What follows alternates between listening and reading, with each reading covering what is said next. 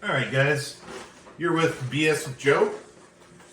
And we're going to be talking about the EPA right to repair.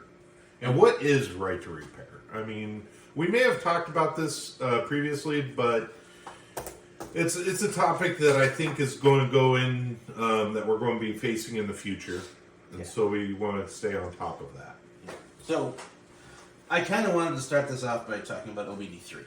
Okay, OBD3? Yeah, you familiar with it? No. Okay. So, onboard diagnostics came out in, I think it was the late 70s. And it's that port underneath your steering wheel. It's mandated by law that it has to be within so many feet of the steering wheel. That may be why they took away the air conditioning vent underneath the steering wheel. I loved that air conditioning vent. But anyway. Yeah, we're dating ourselves. We're Gen Xers. Yeah. If you're a millennial or Gen Z, you may not know what that vent was. Yeah. And you don't know what a wing window is. Anyway.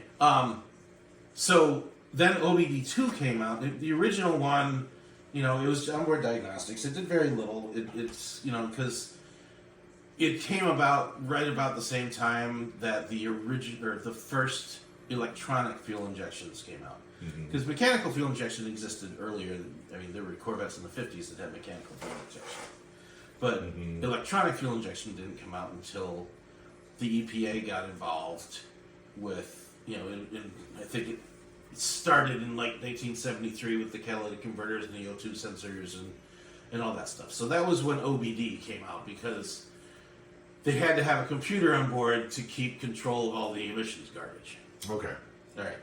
So later in the 80s, they advanced it. I think it was the late 80s. They advanced it to OBD2. It was a way for California to follow emission standards and smog and things are going on with vehicles. Okay. Right. OBD2 now had the ability through Wi-Fi and GPS to track and report. Okay. Okay. So a car with OBD2 is, if it doesn't have Wi-Fi or GPS built into the car, then it's just a rolling hard drive. Okay. So you've got all this information it's still there. It knows where you've been, how you drove, everything all the maintenance that's ever been done to the vehicle. They can just plug in and read it all. So now computers are getting more and more involved in cars. So there's a push now to institute OBD3. Okay.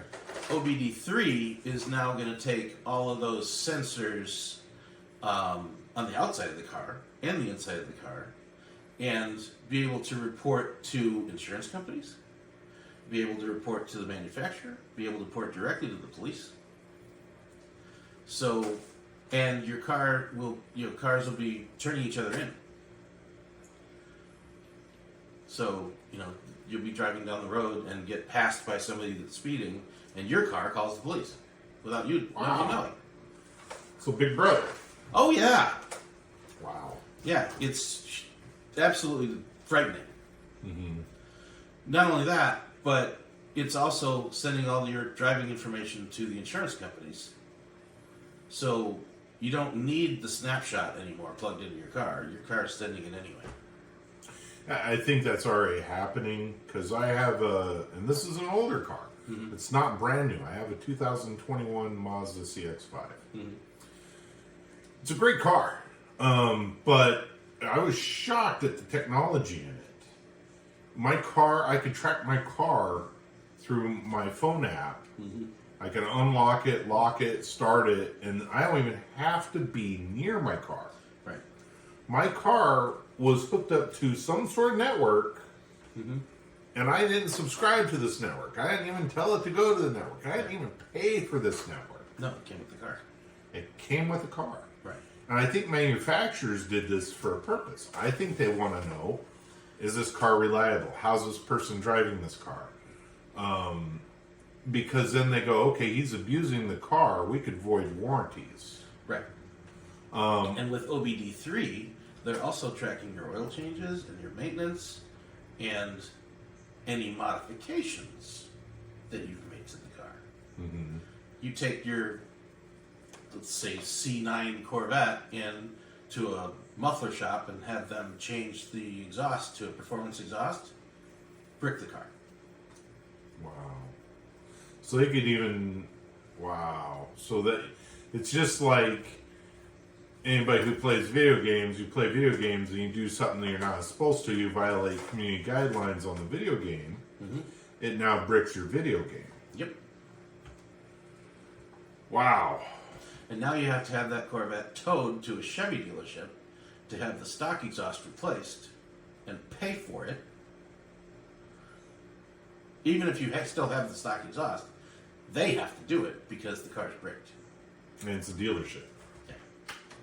And probably the only ones that can modify the car are individuals from the dealership. Exactly. You want a performance kit, you have to go to the dealership. And it'll probably void warranties. Exactly. A way to get around repair. Yeah. So, now you've got issues where the mom and pop shop that's been in business since the 1940s, repairing cars, that Grandpa Jake started, and he was, working on carburetors and ignition points and then he taught his kid how to do it, and his kid started learning about electronic ignition and fuel injection, and then he sent his kid to school, and that kid came back and knew all of this stuff on computers and all that, and he's a great mechanic. They can't touch your car anymore because OBD3 finds out that you had somebody that was not an authorized mechanic work on your car, bricked it. Even though the person could be an engineer, Yeah. they can't. So if I'm an engineer, I buy a car, I can't work on my own car because I don't have the license, like a ESA certification, even though I'm an engineer. You could even have an ESA certification, but if you're not working at that dealer, You don't have the authorization. yep. Wow. Welcome to John Deere's world. I heard about John Deere and some of the stuff they're pulling because a lot of farmers. It's now going to be coming into cars. Wow. So right to repair is moving in the exact opposite direction of what we wanted to. Is the government doing anything about this? Are they supporting this, or are they against it? It hasn't. I haven't heard anything about it from the Trump administration, other than the fact that they pulled back a lot of the controls from the EPA and basically destroyed CARB.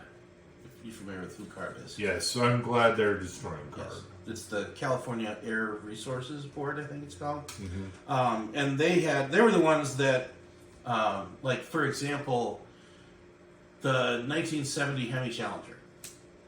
Absolutely wonderful car.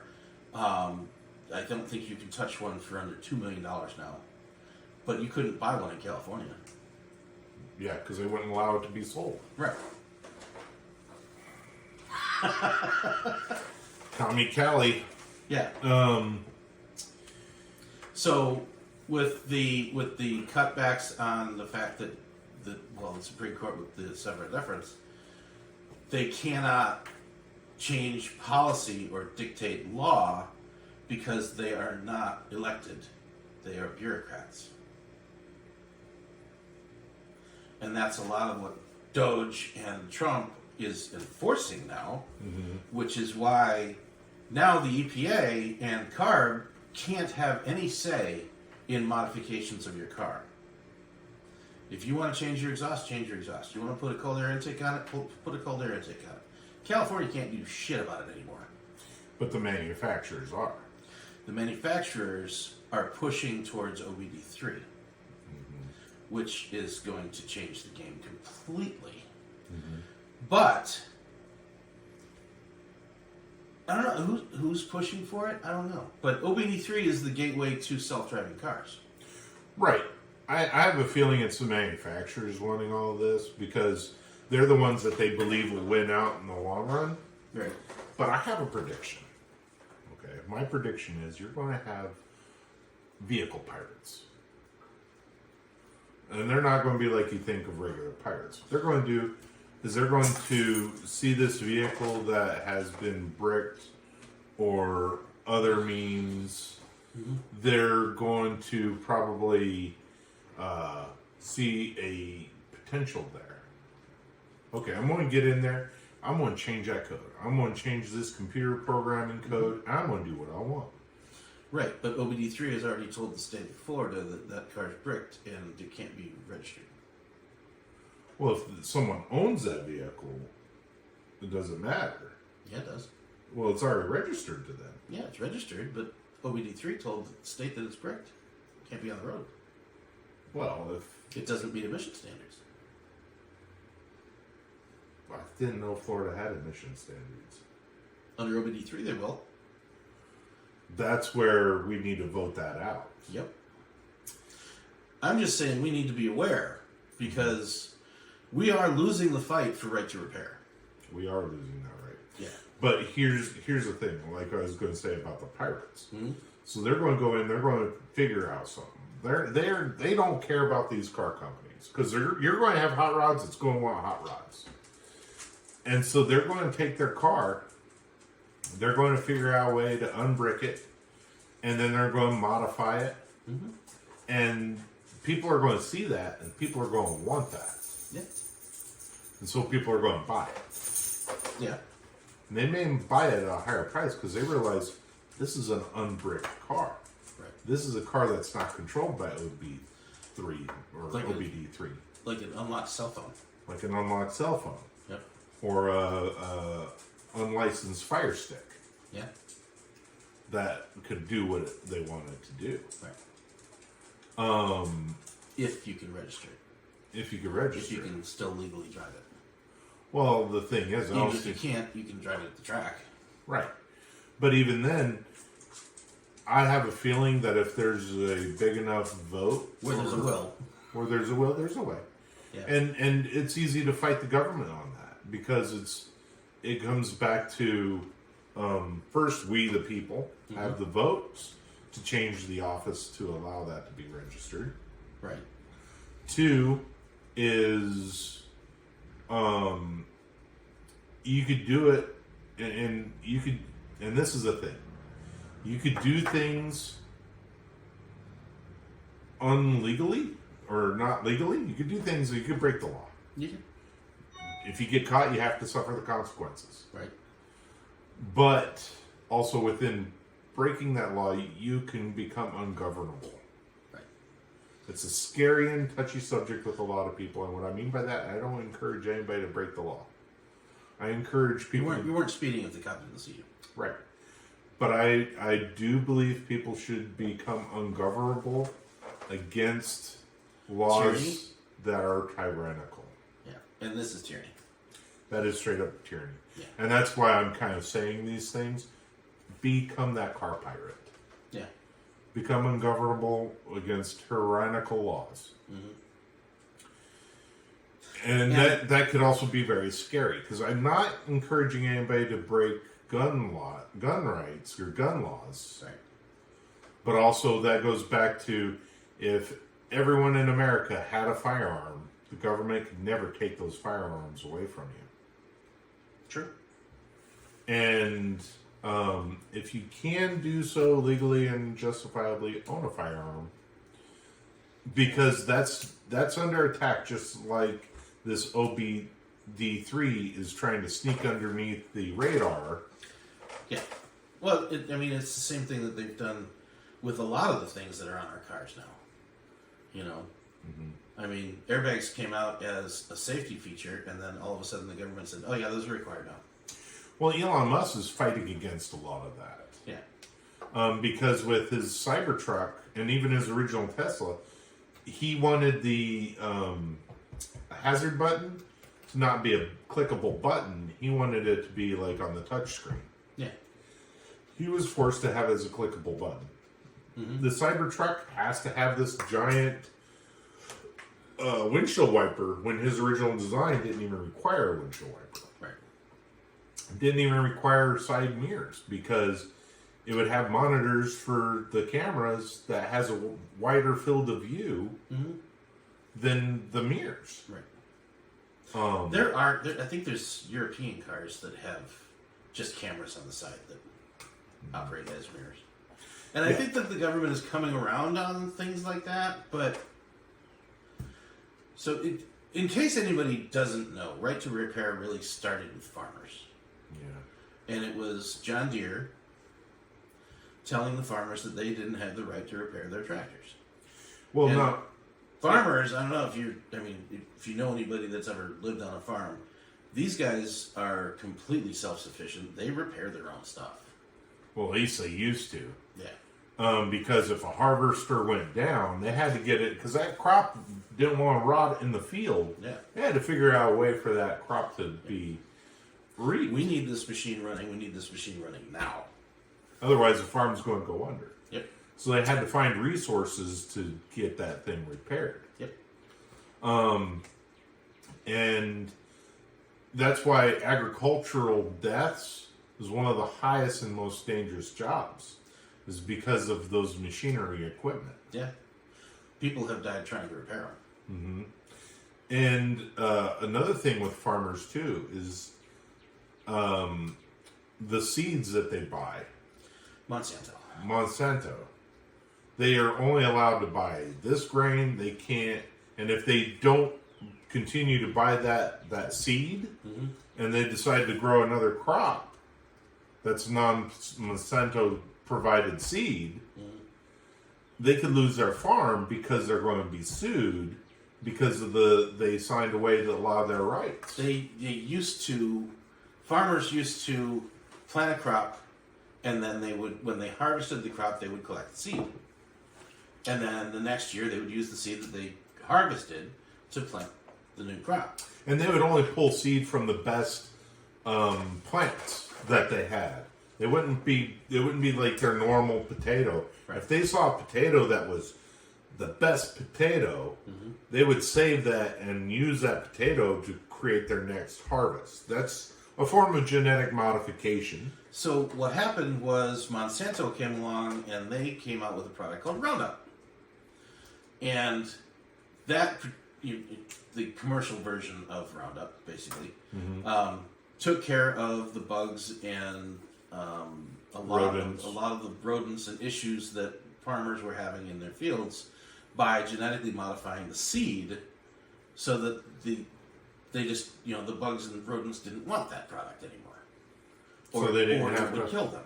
Yeah, and so they didn't have to use Roundup and all this other stuff. Right. So, because the seed is genetically modified, and the farmer buys that seed and plants the field, the next time that they harvest the field and they collect the seed, they can't use it because that seed is intellectual property of Monsanto. Yep. And that's where, like, when you go to buy seed too, and you decide to do your own home gardening, if anybody's interested in doing your own home gardening, because I know vegetable prices are probably going to go up the roof. There's two types. You could get your modified seeds, mm-hmm. which will provide you a great harvest and easy to grow plant. Mm-hmm. The problem is you can't collect the seeds from that plant to replant. It will not grow the same plant. Right. It'll be a plant that won't produce anything. If it even gives you seed. Even if it gives you seed. Right. Because seedless grapes and other plants. Now your heirloom seed, you could harvest the seeds from those plants because it's an heirloom plant. Right. And yeah, we're going into a very scary Monsanto's in my top 5 list of evil companies. It is, because it's a company that's they want complete control. Yeah. And I believe you shouldn't try to control everyone. Because you control everyone, you're going to have an uprising. You're going to have something happen.